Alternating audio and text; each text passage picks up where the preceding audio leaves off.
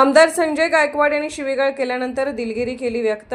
मात्र पुस्तकाच्या शीर्षकावरून आक्षेप कायम असल्याचंही त्यांनी स्पष्ट केलं आहे।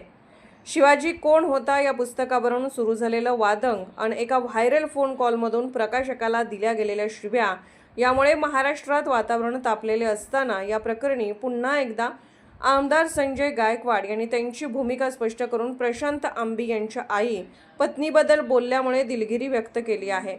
परंतु पुस्तकाच्या नावाबद्दल आक्षेप कायम असल्याचं त्यांनी सांगितलं आहे।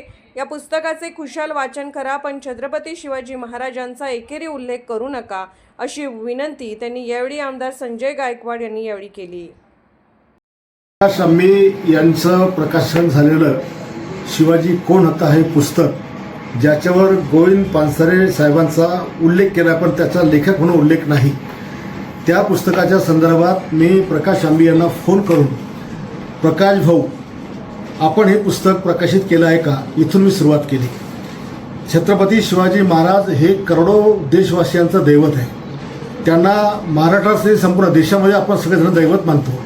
त्यांचा कुठेही उल्लेख करताना श्री छत्रपती शिवाजी महाराज असाच उल्लेख केला जातो। आणि यापूर्वी सुद्धा विधानसभेमध्ये मी राज्यातल्या जेवढ्या संस्था असतील ज्याला शिवाजी नाव असेल त्या शिवाजीच्या ऐवजी छत्रपती शिवाजी महाराज अशा नावाच्या संस्थामध्ये दुरुस्ती करावी आणि हे नाव टाकावं असं आग्रही मागणी मी केली।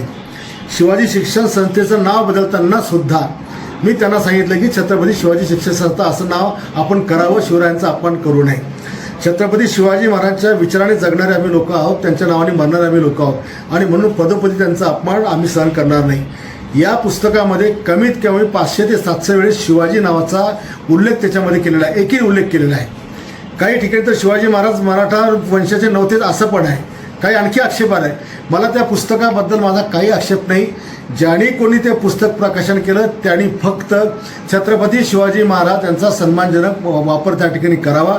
मी जे काही त्यांना रात्रीच्या वेळेला त्यांना शिवगाळ केली, त्यांच्या आईबद्दल बोललो असेल किंवा त्यांच्या पत्नीबद्दल, त्याबद्दल मी दिलगिरी व्यक्त करतो। पण ज्याला कुणाला बुलढाण्यातून पुस्तक वाचायचं असेल का महाराष्ट्रात आणखी कुठं वाचायचं असेल त्याला आमची विनंती आहे की आपण आपल्या बापाचं नाव सुद्धा एकरी घेत नाही तर महाराजांचं नाव किंवा छत्रपती शिवाजी महाराज असंच नाव त्याच्यामध्ये उल्लेख करा आणि मग खुशाल पुस्तक वाचा। आम्ही पण तुमचं ऐकायला त्या ठिकाणी येतो, पण महाराजांच्या नावाचा उल्लेख एकेरी करून करोडो हिंदूंचा अपमान करू नका।